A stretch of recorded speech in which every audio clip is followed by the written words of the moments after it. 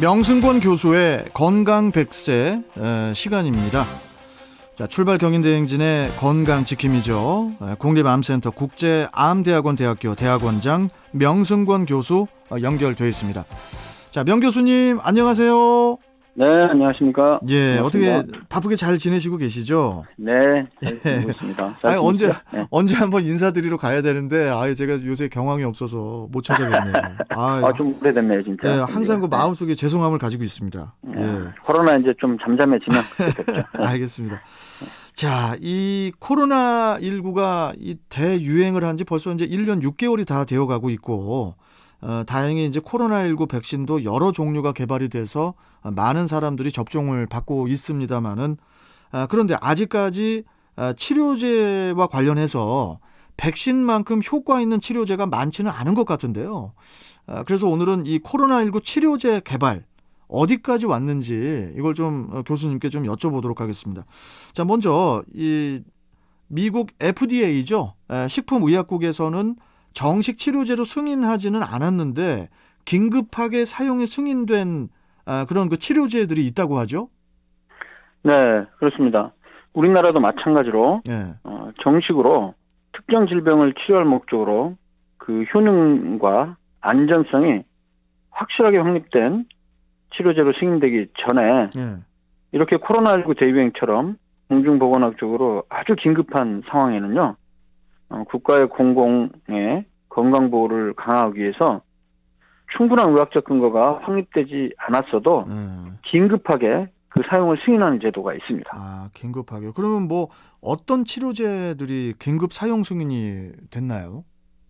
네, 지금 6월 초 현재 네. 8개의 치료제가 코로나19 치료를 위해 미국 식품의약국 FDA에서 긴급 사용 승인해서 지금 현재 사용되고 있습니다. 다시 한번 말씀드리면 이 긴급 사용 승인이란 건요. 예. 충분한 임상시험, 여러 건의 임상시험을 통해서 확실하게 효능과 안전성이 완전히 입증돼야 되는데 그러기에는 시간이 많이 필요합니다. 몇 년 이상이 필요한데 지금처럼 코로나19 대유행 시기니까 완벽하게 효능이랑 안전성 입증이 안 됐지만은 가능성이 있다면 그 사용을 승인하고 있는 제도거든요. 예. 대표적으로 그 렘데시비르라는 약을 많이 들어보셨을 거예요. 예, 렘데시비르. 예. 예. 요게 그 구조가 우리 DNA나 RNA처럼 이 핵상과 구조가 비슷하게 생겼어요. 원래 코로나19가 우리 몸에 들어와서 병을 일으키려면 여러 개로 복제가 돼야 되겠죠. 예. 복제가 되려면 코로나19 바이러스는 RNA 바이러스거든요.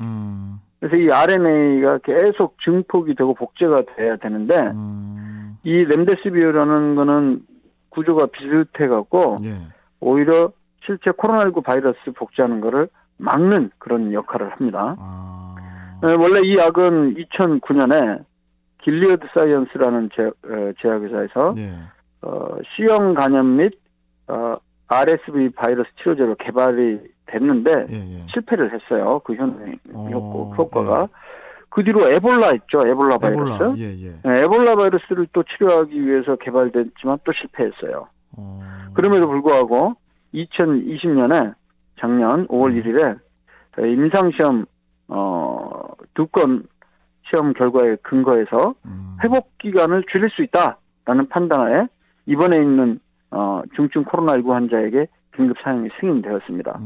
이거 말고 또 하나가 그 코로나19 앓고 나면 회복기에 그 환자 회복된 사람의 혈액 내 혈장에는 코로나19 감염되었던 사람들의 그 혈장에 항체가 생길 수가 있어요.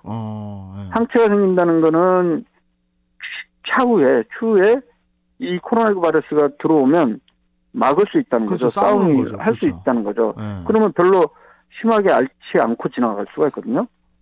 그러면은 교수님 그래서 그런 그 환자들의 혈장으로 수집을 해서 그것을 환자에게 주입을 하는 거죠. 그거 말고도 대표적으로 아예 항체를 만들어 갖고 치료제로 승인되는 것들이 몇 가지가 있습니다. 그렇군요. 그러면은 이 긴급 사용 승인된 치료제는 뭐 결국 효과가 있는 겁니까? 없는 겁니까?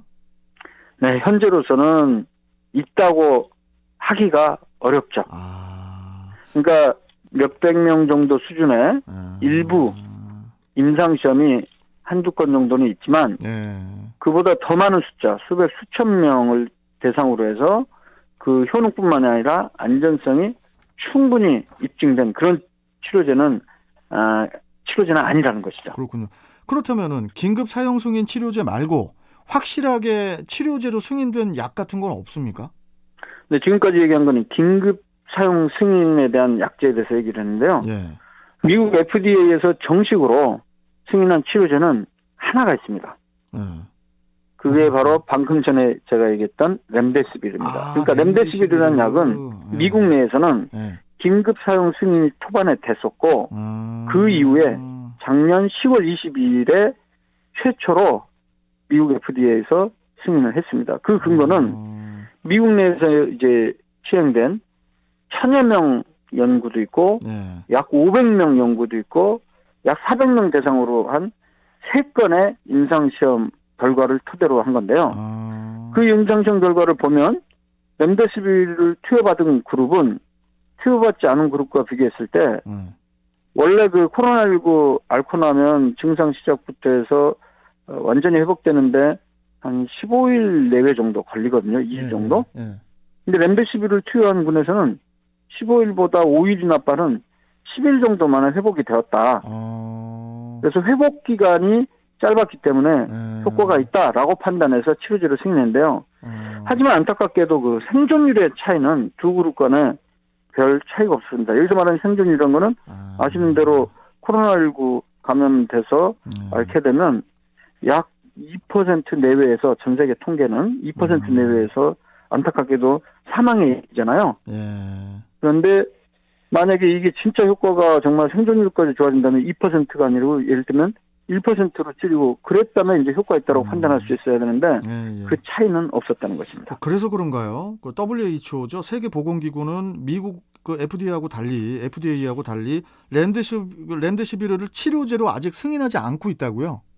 네, 그렇습니다. 이게 미국 FDA에서는 코로나19 치료제로 유일하게 렘데시비르를 승인했었는데 작년에 10월 15일에 세계보건기구가 주도한 임상시험이 있는데요. 다국가 임상시험이 있습니다. 다국가라는 건 이제 여러 나라 여러 나라에서 동시에 시행한 건데요.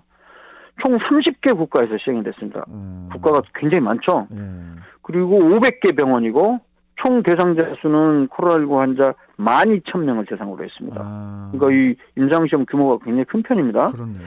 그런데 그 결과를 보면 여기에 그 효능을 알아본 약제가 4종입니다. 방금 제가 말씀드린 미국 내에서 치료제로도 승인된 렘데시비르, 그다음에 그 말라리아 치료제로 사용됐던 하이드록시클로르킨, 그다음에 에이즈 치료제였던 칼레트라라는 약이 있습니다. 두 가지 약제를 합친 건데요. 약 이름이 로피나비르랑 리토나비르 합친 거. 네, 마지막으로 인터페론이라는 약.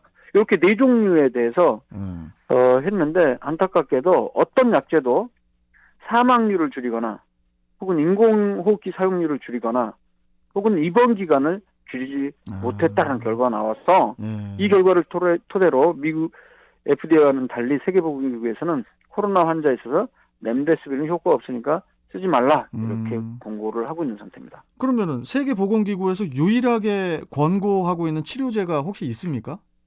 네, 하나가 있습니다. 뭡니까? 중증 코로나19 환자에서는 아까 렘데시비르가 회복에 좀 도움이 됐었다고 그랬잖아요. 미국 내에서 연구는.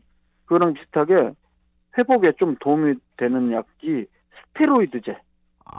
스테로이드제. 만병통치약으로 보통 잘 알려져 있는 스테로이드 있죠. 스테로이드는 참 여러 질환에 굉장히 많이 쓰고 있는데 이 스테로이드제를 중증 환자에서 쓰니까 회복 기간을 많이 단축을 했다.